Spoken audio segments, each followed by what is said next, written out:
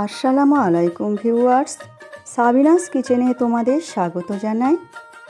Chicken তোমরা অনেকভাবে রান্না করে খেয়েছো, এইভাবে একবার চিকেন রান্না করে দেখো।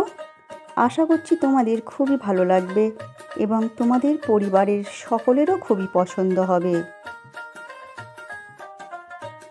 Let's go. Oh my God. Aha. Yes.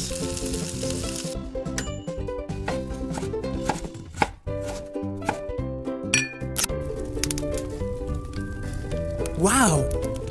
Thank you. 1.5 KG মাংস নিয়ে ভালো করে ধুয়ে নিয়ে পানি ঝরিয়ে নিয়েছি। আমি 2 চামচ আদা, 2 চামচ রসুন হবে এমন আদা নিয়েছি। তার সঙ্গে 2 চামচ জিরে দিয়ে পেস্ট বানিয়ে নিয়েছি। দিয়ে দিচ্ছি মাংসের সাথে পরিমাণ মতো লবণ, 2 চামচ লঙ্কা গুঁড়ো দিয়ে দিচ্ছি, 2 চামচ হলুদ গুঁড়ো দিয়ে দিচ্ছি, আর দিয়ে দিচ্ছি 2 চামচ হালকা করে ভেজে রাখা ধনে গুঁড়ো, আর দিয়ে দিচ্ছি আমি 1 চামচ গরম মশলা গুঁড়ো, আর দিয়ে দিচ্ছি আমি 3 থেকে 4 চামচের মতো সর্ষের তেল দিয়ে ভালো করে আমি মাখিয়ে নেব। এটি মাংস আমি 5 মিনিট হাত দিয়ে ভালো করে ঘষে ঘষে মাখিয়ে নিচ্ছি।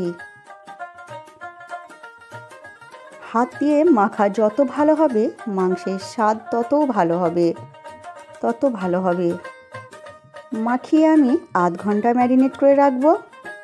এরপর কড়াইতে আমি সর্ষের তেল দিয়ে আমি গোটা গরম মশলা আর তেজপাতা ফোড়ন দিয়ে দিচ্ছি। যখন লাল হয়ে যাবে 1 চামচ গোটা জিরে দিয়ে দিচ্ছি। জিরেও আমি ভেজে নেব এবং যখন লাল হয়ে যাবে সুন্দর গন্ধ বের হবে তখন আমি ম্যারিনেট করা মাংস দিয়ে দিচ্ছি আমি তেলের মধ্যে। এরপর ভালো করে আমি নেড়ে দেব।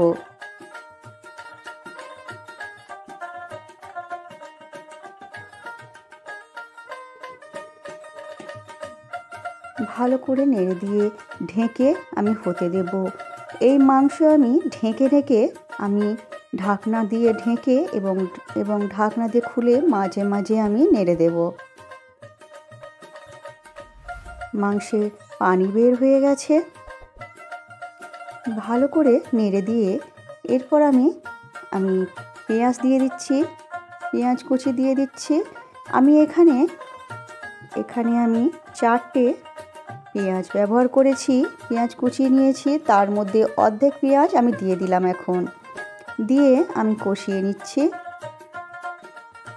আমি বেশ কিছুটা হাতে সময় নিয়ে মাংস কষিয়ে নেব, আবার ঢেকে হতে দেব।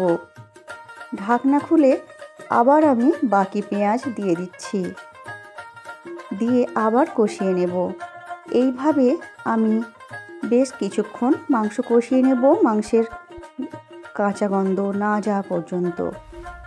আমার রেসিপিটি তোমাদের যদি এই পর্যন্ত পছন্দ হয় একটা লাইক করে দিও এবং পরবর্তী রেসিপি তোমরা কী পেতে চাও সেটাও কমেন্ট করে জানিও।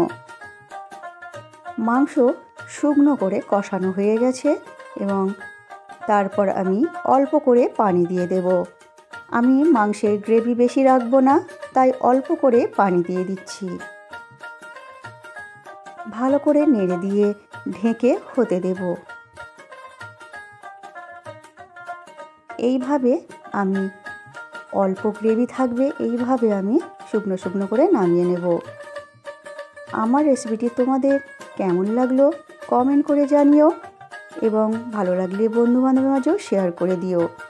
এরপর তোমরা পরিবেশন করো ভাত, রুটি, পরোটা, পোলাও, রাইস, যে কোনোর সাথে তোমাদের পছন্দ মতো খাবারের সাথে পরিবেশন করো। আমার রেসিপিটি তোমাদের পছন্দ হলে সাবস্ক্রাইব করে পাশে থেকো এবং আমার রেসিপিটি শেষ পর্যন্ত দেখার জন্য তোমাদের অনেক ধন্যবাদ রইল।